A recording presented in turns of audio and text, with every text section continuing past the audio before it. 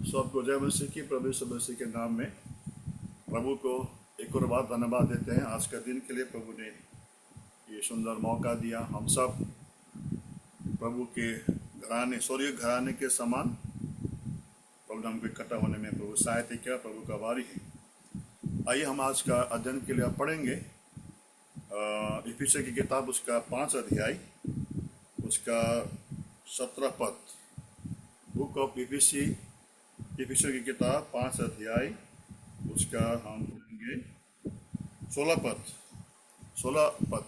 5 का 16।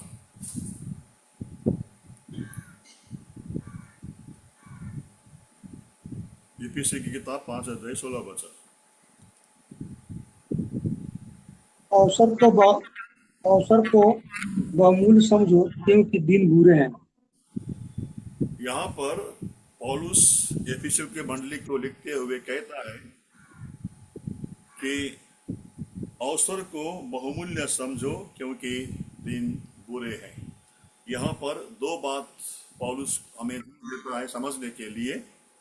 पहली बात, अवसर, परमेश्वर ने हमको आपको अवसर या मौका हमें दिया है हमारे जीवन को ठीक ठाक करने के लिए, हमारे जीवन को सुधारने के लिए, हमारे जीवन को प्रभु के इच्छा के अनुकूल चलने के लिए प्रभु ने हमको अवसर, मौका दिया है। और क्यों दिया गया है कि वो भी कौन सा है? क्योंकि वो बहुमूल्य अवसर हमारे लिए है। ये दो बातें हमको नहीं बोलना है प्रियो। पहला, अवसर जो हमको आज मिला है प्रियो, ये बहुमूल्य अवसर। हमने सुना होगा जब हमारा भाई राजा जोश से आए थे, दूसरा आगमन के बारे में बता रहे थे कि वो 7 साल के महासंकट में अगर हमको नहीं जाना है, या 7 साल के उस कठिन या महासंकट में, उस त्रासदी में अगर हमको आपको नहीं जाना है, तो हमें आज ही हमें तैयार होना है, क्योंकि ये हमारे लिए अवसर है। कौन सा अवसर है? ये बहुमूल्य अवसर है। ये तो प्रियो, जो अवसर हमको आज मिला है, ये अवसर को हमको बहुमूल्य समझना है। और इस अवसर को बहुमूल्य समझते हुए हमारे जीवन को, अपने आप को जांचते हुए, हमारे जीवन को अपने आप को परखते हुए, कहाँ पर हम लोग ठीक ठाक नहीं है, कहाँ पर हमको सुधारना है, कहाँ पर हमारे चाल चल को ठीक ठाक करना है, उसको हम जांचते हुए हमारे लिए, आपके लिए मौका है कि प्रभु यीशु मसीह के आगमन के लिए हमको तैयार करना है। क्योंकि देखा है, क्योंकि दिन बुरे हैं। क्या आपको ये लगता नहीं कि हमारे दिन, हमारे सामने जो दिन बुरे दिन है?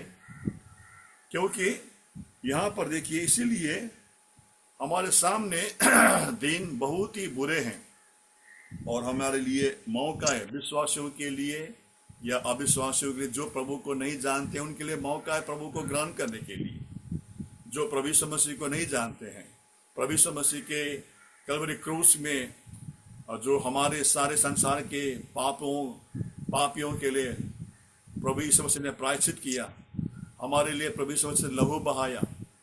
और जिन्होंने प्रभु को विश्वास नहीं किया, उनके लिए भी मौका है। क्या मौका क्या है? कि वो प्रभु को विश्वास करें। तो हमारे लिए, ये विश्वासियों के लिए बहुत ही जो अवसर है, ये बहुत ही बहुमूल्य है प्रियो। इस अवसर को बहुमूल्य समझते हुए हमारे जीवन में हमको ठीक ठाक करना है। जो विश्वासी, हमारे जो विश्वासी के परिवार में जिसका उद्धार नहीं हुआ है, किसी का पति का, किसी का पत्नी का, किसी का बच्चे का, उनके लिए हमारे लिए ड्यूटी है, हमारे लिए कर्तव्य है बड़ी बोझ के साथ में प्रार्थना करने के लिए। क्योंकि हम यह जानते वचन के द्वारा, यदि हम अगर उद्धार नहीं पाए हैं, मुक्ति नहीं पाया है, हमारे पापों को क्षमा नहीं हुआ है, तो उन अविश्वासियों के लिए, उन अन्य जातियों के लिए क्या हाल होगा, ये हम वचन से जानते हैं। इसीलिए हमारे लिए और एक कर्तव्य बनता है कि जो हमारे घर में, हमारे परिवार में जिसका उद्धार नहीं हुआ है, जिन्होंने प्रभु को नहीं जाना है, प्रभु को नहीं स्वीकारा है, उद्धार मुक्ति नहीं पाया है, प्रभु यीशु मसीह का लहू से अपने पापों को नहीं धुलाया गया है, तो उनके लिए हमारे लिए प्रार्थना करना है। चाहे हमारे पति हो, हमारा पत्नी हो, हमारा बच्चे हो। क्योंकि हम जानते हैं कि अगर हमने मुक्ति उद्धार नहीं पाया है, प्रभु यीशु मसीह के लहू से पापों के क्षमा नहीं पाया है, तो उनका हाल कहाँ होगा? नरक में, जहां पर आग कभी नहीं बुझती और कीड़ा नहीं मरता है। वो सनातन काल से सनातन काल के अग्नि के भट्टी में, अग्नि के कुंड के अंदर वो तड़पता रहेगा। इसलिए हमें उनके लिए प्रार्थना करना है कि प्रभु जैसा आपने हमें उद्धार दिया है, उन्हें भी उद्धार के अंदर अनुभव में लाइए। और दूसरा, हमारे आपके लिए अवसर है। कौन सा अवसर है ये? बहुमूल्य अवसर है प्रिय विश्वासी भाई बहनों। आज हम जहीं पर भी क्यों ना हो, हम जो भी काम करते क्यों ना हो, हमारे आपके लिए ये अवसर, जो मौका दिया है, बहुमूल्य अवसर हमको दिया। हमें क्या करना क्या है? देखो पढ़ेंगे उसको, वचन 15 पद, 5 अध्याय का 15 पद। इसलिए ध्यान से देखो कि कैसी चाल चलन हो, कैसी चाल चलते हो। निर्बुद्धियों के समान नहीं, पर बुद्धिमानों के समान चलो। हाँ, अवसर को बहुमूल्य समझते हुए, अवसर के महत्व को जानते हुए प्रियो, इसीलिए बोलता है ध्यान से देखो। किसको देखो? अपने आप को देखो। किसी को नहीं देखना है प्रियो, हमें किसी को नहीं देखना है। अभी इस बात ध्यान रखिए, हमें किसी को देखने का समय नहीं है। और हम दूसरे को देखते रहेंगे, दूसरे ये करता है, दूसरे वो करता है, दूसरा ऐसा चलता है, अगर हम दूसरे को देखते रहेंगे तो हमारे लिए बहुत नुकसान होगा। फिर क्या करना है? इसीलिए ध्यान से देखो। क्या देखो? कि कैसे चाल चलते हो। यहाँ पर लिखा नहीं है कि ध्यान से देखो वो कैसे चाल चलते हैं, लिखा नहीं यहाँ पर। वो हमारे लिए कहता है ध्यान से देखो हम और आप कैसे चाल चलते हैं। हमारा आपका चाल कैसा है, हमारा आपका चरित्र कैसा है, हम अपने आप को देखना है। मैं फिर कहता हूं, दूसरों को देखने के लिए हमारे पास समय नहीं है, दूसरों को जांचने के लिए हमारे पास समय नहीं है। यदि हम दूसरे को देखते रहेंगे, नुकसान हमारा होगा। अगर हम दूसरे को जांचते रहेंगे, नुकसान हमारा होगा। इसलिए आज ये मौका, ये बहुमूल्य अवसर हमारे लिए क्या है? हम अपने आप को जांचने के लिए कि मेरा चाल हम कैसे चलते हैं। और दूसरा, निर्बुद्धियों के समान नहीं, पर बुद्धिमानों के समान चलो। अगर हम दूसरे को जांचते रहेंगे, वो ये करता है, वो करता है, उसने ऐसा किया, उसने ऐसा करने वाला है, ऐसा किया था, और हम जांचते हैं, तो हम कौन है? निर्बुद्धि लोग हैं, हम मूर्ख लोग हैं। इसलिए प्रियो, हमें अपने आप को जांचना है। क्यों? क्योंकि बुद्धिमानी के समान हमको चलना है प्रिय। बुद्धिमान व्यक्ति कौन है? जो अपने आप को जांचता है। बुद्धिमान व्यक्ति कौन है? जो प्रभु के इच्छा के अनुसार अपने आप को चलाता है ना। इसीलिए कहता है यहाँ पर कि अवसर को बहुमूल्य समझो, क्योंकि दिन बहुत बुरे हैं। इसलिए यहाँ पर पौलुस कहता है, अगर हमको ये मालूम है, आज इस बात को हम जानते हैं कि सारा दुनिया में एक आज हाहाकार है, एक त्रासदी है, एक त्राहिमाम है। लोगों के जीवन में आज शांति नहीं है। पूरा देश में, पूरा विश्व में शांति नहीं है आज। ऐसी स्थिति के अंदर हमारे आपके लिए कितना बड़ा एक आशा दिया प्रभु वचन के द्वारा। क्यों? क्योंकि हमारे सामने कौन है? वचन है। वचन को पढ़कर हमको मालूम है क्या होने वाला है करके। इसलिए प्रियो, ऐसे अवसर को बहुमूल्य समझते हुए हमें अपने चाल को ठीक ठाक करना है, क्योंकि दिन बहुत बुरे हैं। मैं फिर कहता हूं प्रियो, दिन बहुत बुरे हैं। इसीलिए यहाँ पर देखिए, उसी का आइए इफिसी की किताब 6 अध्याय में आएंगे, उसका 13 वचन। हमें करना क्या है इन बुरे दिन में? हमको मालूम है कि दिन बुरे हैं, दिन अच्छा नहीं है, तो हमको करना क्या है? पौलुस कहता है, देखिए 13 वचन है, 6 का 13। इसलिए परमेश्वर के सारे हथियार बांध लो कि तुम बुरे दिन में सामना कर सको और सब कुछ पूरा करके स्थिर रह सको। तो यहाँ पर पौलुस प्रेरित हमको सलाह देता है। क्या देता है सलाह? इसीलिए परमेश्वर के सारे हथियार को बांध लो तुम बुरे दिन का सामना कर सको। मैं फिर कहता हूं, परमेश्वर के सारे हथियार को बांध लो कि तुम बुरे दिन का सामना कर सको। हमारे सामने जो बुरा दिन है प्रियो, उस बुरे दिन को सामना करना है, उस बुरे दिन से हमको बचना है, या उसको सामना करते हुए उसको हम जीना है। तो वचन कहता है कि परमेश्वर के सारे हथियार को हमको बांधना है। जिस तरह एक सिपाही जब लड़ाई के लिए जाते हैं मैदान में या अपना युद्ध के मैदान में, वो कैसा अपने आप को बांधता है हथियार से, उसी तरह परमेश्वर का वचन कहता है कि हमें और आपको भी इस हमारे सामने जो बुरे दिन है, बुरा समय है, उसको सामना करने के लिए परमेश्वर के सारे हथियार को हमको बांधना है। वो हथियार अगर हमने नहीं बांधा है, या उस हथियार के बांधे में हमको ढिलाई कर रहे हैं, लापरवाही कर रहे हैं प्रियो, तो हमारे आपके लिए बहुत हानि होगा। इसीलिए परमेश्वर का वचन के अनुसार हमें और आपको परमेश्वर के सारे हथियार को हमें बांधना है, ताकि हमारे सामने जो बुरा दिन है उसको सामना करने के लिए। हथियार क्या है वो? पढ़ेंगे नीचे और पढ़ेंगे वचन 14 पद में। इसलिए सत्य से अपनी कमर कसकर और धार्मिकता की झिलम पहनकर। पहला दो हथियार, कौन सा हथियार है वो? सत्य से अपनी कमर को कसकर। ये जो कमर को हमें क्या करना है? सत्य के द्वारा हमको कसकर उनको बांधना है। क्यों बांधना है? कमर बांधने का मतलब क्या है? हम हमेशा तैयारी का जीवन। आपको मालूम है, या भाई या बहनें जो भी हैं, जब कोई मजदूरी करना हो या कोई परिश्रम का काम करना हो या कोई भारी काम उठाना, भारी सामान उठाना हो या कोई भी ऐसा भारी काम करना हो, तो हम क्या करते हैं? पहली बात अपने गमछे से या अपने कपड़े से क्या करते हैं? हम लोग अपने कमर को कसते हम लोग, है कि नहीं? ये एक साधारण सा एक वो है। कोई भी भारी काम या कोई भी जो बहुत ही मुश्किल काम हमको करना है, तो हम क्या करते हैं? पहला अपने कमर को बांधते हैं, या टॉवल से या तौलिया से, या हमारे बहनें जो दुपट्टा से क्या करते हैं?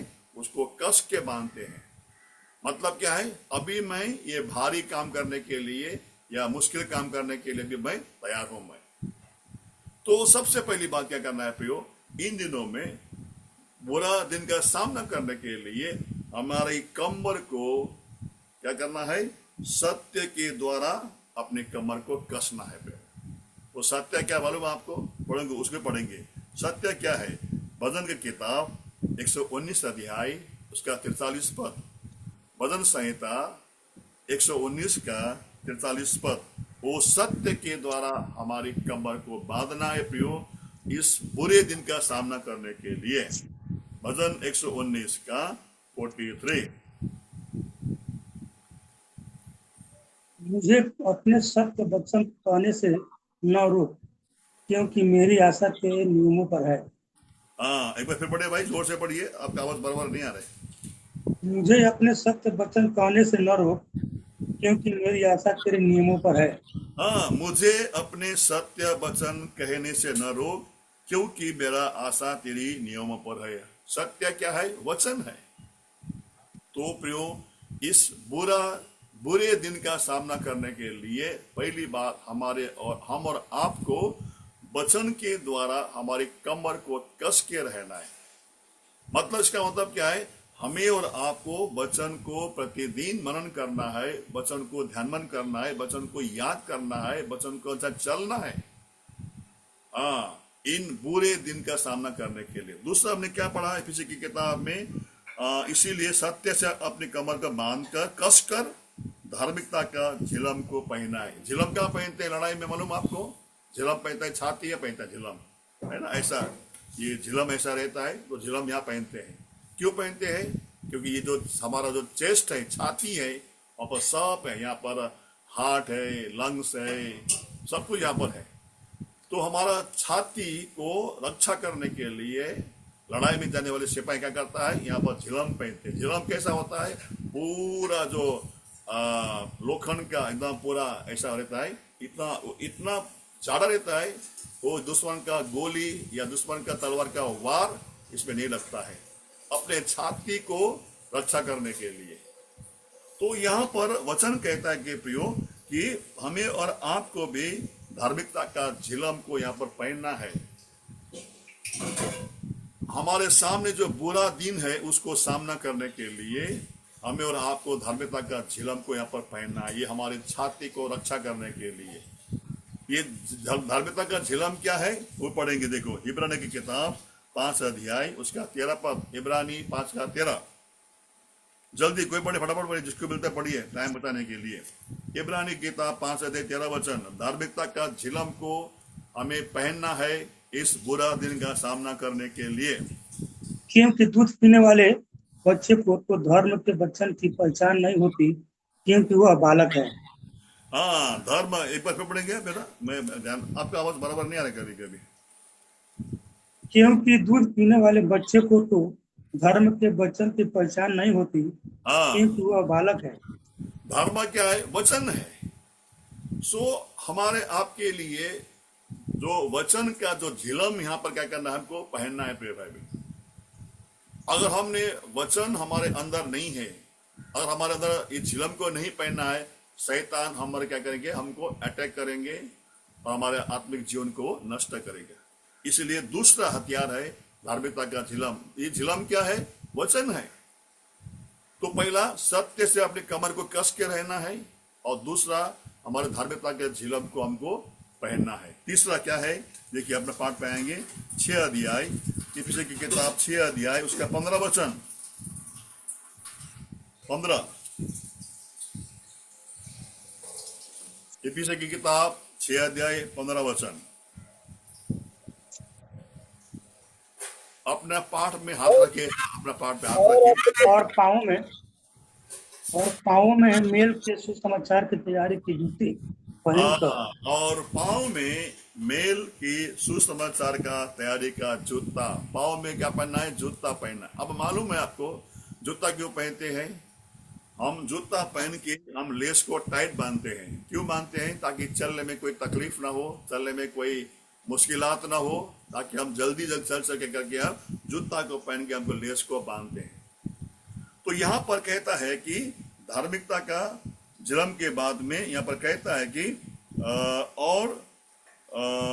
पाँव में मेल का सुसमाचार का तैयारी का जूता हमको पहना है। ये सुसमाचार क्या है? प्रभु का वचन है ये। तो हमेशा इसको ये क्या दिखाता है प्रियो? हमें और आपको इस बुरे दिन का सामना करने के लिए तैयारी का जीवन।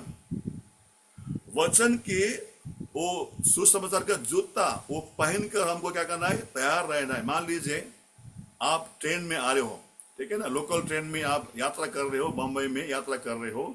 मान लीजिए आप बोईसर में चढ़ा, आपको उतरना है बोरीवली, उतरना है बोरीवली, उतरना है, ठीक है। जब आप बोईसर में चढ़ने के बाद में आप बैठ गए, आराम से बैठ गए, आपने क्या किया? बहुत लोग ऐसा करते हैं, लोग करते हैं, बहुत लोग। आपने क्या? जूता खोल दिया, जूता खोल के आराम से आप बैठ गया, लोकल में बैठ गया। मान लीजिए आपको लोकल में बैठे आपका नींद लग गई, आंख लग गई, तो आप सो गए। जैसा बोरीवली का आने का टाइम हो गया तो क्या हो करेंगे आप? मान लीजिए आपने जूता खोल कर बैठा हुआ है, मान लीजिए तभी आप बोरीवली में आते थे, आंख खोल गया, तो क्या करेंगे आप? झट से उठेंगे, क्या करेंगे? जूता पहनते रहेंगे तो वो गाड़ी आगे निकल जाएगा, है कि नहीं? क्योंकि जूता खोल कर बैठा आपने ना। तो जूता अगर आप खोल कर बैठेंगे, आप बोरीवली में नहीं उतर पाएंगे, आप गाड़ी आगे निकल गया, क्योंकि जूता कब पहनेंगे, कब उतरेंगे, एक तो पूरा गर्दी भी होता है वहां पर। तो ये जूता पहनना क्या दिखाता है प्रियो? तैयारी का जीवन। हम कभी भी तैयारी, कभी भी मैं तैयारी का जीवन, कोई भी किसी भी वक्त कैसा भी क्यों न हो, मैं उठ के मैं क्या करता हूँ, फटक से मैं निकल सकता हूँ। मैं जब पतरस जेलखाने में बंद था, सो रहा था, उसने क्या कहते? उसने जूता कपड़ा सब उतार दिया था। उसने क्या बोला? दूत ने क्या बोला? अपने कपड़ा पहन, जूता पहन। तो प्रियो, हमारे आपके जीवन में इस बुरे दिन का सामना करने के लिए क्या करना है? सुसमाचार का मिलाप का जूता पहन के हमको तैयार रहना है। और ये सुसमाचार क्या है? प्रभु का वचन है ये। सो हमारे जीवन में सब बातें मिलकर वचन के ही अंदर आते ही घूमता है, क्योंकि वचन के द्वारा ही हमको आपको तैयारी का जीवन मिलता है। और आगे बढ़ेंगे, देखो तीसरा हथियार हो गया, चौथा हथियार 16 वचन। और इन सब के साथ विश्वास की ढाल लेकर स्थिर रहो, जिसे तुम उस दुष्ट के सब जलते हुए तीरों को बुझा सको। और यहाँ पर चौथा हथियार है विश्वास का ढाल। ढाल क्या होता है मालूम है? ऐसा आपको मालूम होगा, ढाल देखते हो ना, ऐसा ऐसा ऐसा पकड़ते हैं, ढाल के द्वारा हाथ में लेते हैं, वो क्या है? विश्वास का ढाल। वो क्या है? प्रभु का वचन है वो। अगर आपके हाथ में विश्वास का ढाल नहीं है तो शैतान का या दुष्टों का या शत्रु का हमला आप नहीं रोक पाओगे, शत्रु के वार को नहीं रोक पाओगे आप, अगर आपके हाथ में ढाल नहीं है। तो चौथा हथियार है प्रियो, विश्वास का ढाल को हमें लेना है। मतलब विश्वास का ढाल क्या है? प्रभु का वचन को हमेशा हमको याद होना चाहिए। जब भी कोई मुसीबत आता है या हमारा शत्रु हमको हमला करता है तो उस वचन के द्वारा हमको उसको रोक सकते हैं। इसलिए विश्वास का ढाल जो हमारे शरीर की रक्षा के लिए, चाहे हमारा सिर में हो, चाहे हमारा छाती में हो, चाहे हमारा आजू बाजू में क्यों ना हो, ढाल क्या है? चारों तरफ घुमा के हम शत्रु के हमला को हम लोग रोक सकते हैं।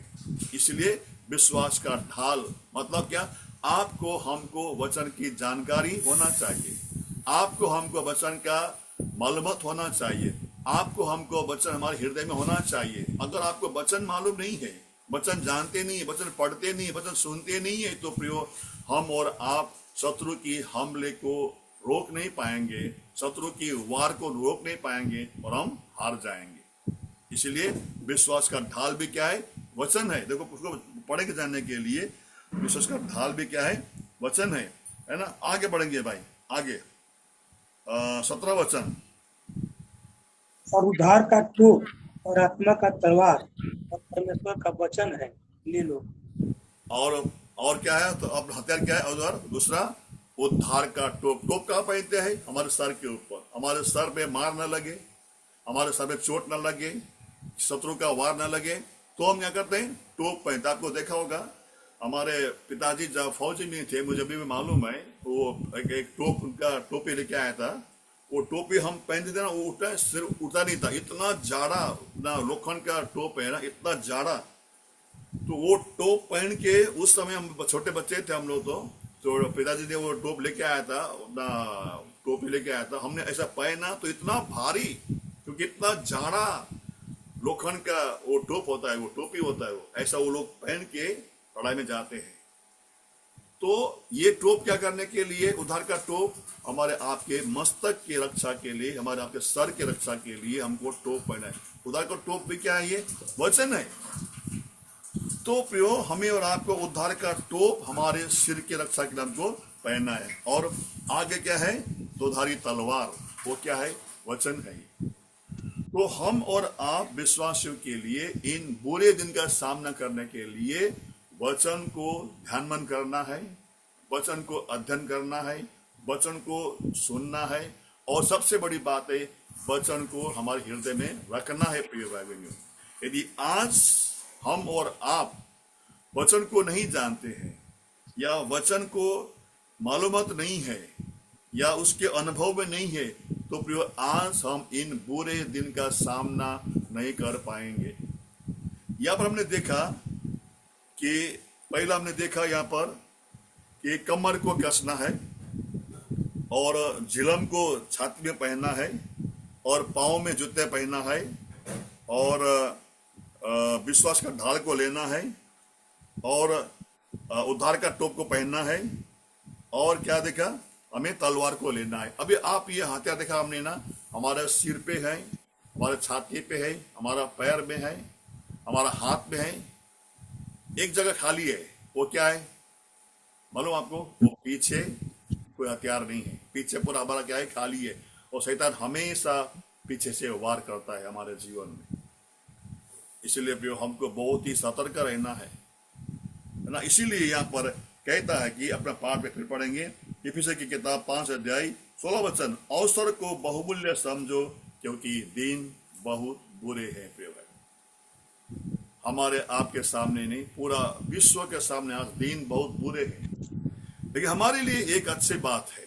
वचन कहता है, देखिए, अगर हमारे जीवन में हमको अच्छी बात अगर हम चाहते हैं, हमारे लिए अच्छी बात हो, अच्छी दिन हो, तो वचन कहता है, देखिए, आइए, अगर हम अच्छा दिन को चाहते हैं, दोस्त, पहला पत्रस, हमारे आपके लिए प्रियो, संसार में दिन कितना भी बुरा क्यों न हो, हमारे लिए अच्छे दिन का भी आशा भी है। हम और आप, हमारे लिए, विश्वासियों के लिए, हमारे परिवार के लिए हम अच्छे दिन ला सकते हैं इस बुरे दिन का बीच में भी। वो क्या है मालूम है आपको? पहला पत्रस तीसरा अध्याय, पहला पत्रस उसका 3 अध्याय, अगर अच्छे दिन को अगर देखना चाहते हैं, पहला पत्रस 3 अध्याय, और हम पढ़ेंगे उसको 10 वचन। क्योंकि जो कोई जीवन की इच्छा रखता है और अच्छे दिन देखना चाहता है, कोई अपनी जीभ को बुराई से और अपने होठों को छल की बातें करने से रोके। यहाँ पर पतरस कहता है कि अगर हम और आप अच्छे दिन चाहते हैं इस बुरे दिन के बीच में हमारे आपके लिए, तो पौलुस कहता है कि जो अच्छा दिन देखना चाहते हैं वह अपनी जीभ को बुराई से रोके, पहली बात। दूसरी बात, अपनी होठों को छल की बातें करने से रोके, दूसरी बात। तीसरी बात, 11 वचन, 11 वचन, वह बुराई का शौक छोड़े और भलाई और मेल मिलाप को ढूंढे और उसके यंत्र में रहे। हाँ, 4 काम यहाँ पर बोलता है पतरस। पहला बोलता है अपनी जीभ से किसी का बुराई नहीं करना। प्रियो, अच्छे ये बुरे दिन के अंदर अगर हमारे आपके जीवन में अच्छा दिन हम चाहते हैं, हम विश्वासियों के लिए 4 बातें हमको करना है। पहला बात, अपने जीभ को बुराई नहीं करना है, किसी का बुराई नहीं करना है, अपना पड़ोसी का, अपना मित्र का, अपना किसी बंधु का, हमारे जीभ से कभी किसी का बुराई नहीं करना है प्रियो। और दूसरी बात, अपनी होठों को छल की बातें करने से रोके, कभी छल की बात हमारे मन में आना भी नहीं चाहिए। हमारे आपके लिए बहुत ही एक चेतावनी है। पहली बात, हमारे जीभ से किसी का बुराई नहीं करना, हमारी होठों से छल की बातें कभी आना नहीं चाहिए, किसी को छल नहीं करना। और तीसरा, बुराई का साथ छोड़ना, जो भी बुराई हमारे सामने है उसकी साथ को छोड़ देना है। और कहता है मेल मिलाप को ढूंढे जितना हो सके। प्रियो, इन दिनों में मैं हमेशा कहता हूँ प्रियो, अंतिम दिनों में हम लोग है, अंतिम समय में है, जितना हो सके हम और आप विश्वासियों में या हमारे साथ जो भी अविश्वासी के साथ में क्यों ना हो, हमेशा हमको मेल मिलाप का ढूंढना है। कैसा करके मेल मिलाप होता है? हमें मेल मिलाप के साथ में रहना है, मेल मिलाप के साथ हमको रहना है। प्रिय भाई बहनों, अगर ये नहीं करते हैं तो हमारे दिन में और भी बुरे दिन आएंगे। ये 4 काम करना है। सबसे अंतिम काम है सबके साथ में, विश्वासियों के साथ तो करना ही करना है, उसमें कोई दोहराई नहीं है। लेकिन हमें और आपको सबके साथ में मिल मिलाप के साथ में रहते हुए चलना है। तब हम प्रियो इन बुरे दिन में भी हमारे आपके लिए अच्छे दिन का आशा हम कर सकते हैं। और वो सहायता करे प्रियो। फिर एक बार पढ़ेंगे कि अवसर को बहुमूल्य समझकर हमें क्या करना है? होशियार रहना है, और क्योंकि दिन बहुत बुरे हैं। प्रभु सहायता करे प्रियो, इन बुरे दिन में आज हमारे सामने पूरा बुरा दिन हमारे सामने आया हुआ है। इन बुरे दिन में भी जो 4 बातें जो प्रभु ने कहा, वचन में कहा है, वो करते हुए इन बुरे दिन में भी अच्छे दिन का अनुभव करते हुए हमें जीवन बिताने के लिए प्रभु को सहायता करे। आइए प्रार्थना करेंगे। हमारा भाई ऋषिकेश प्रार्थना कीजिए। हमारे अनुग्रहकारी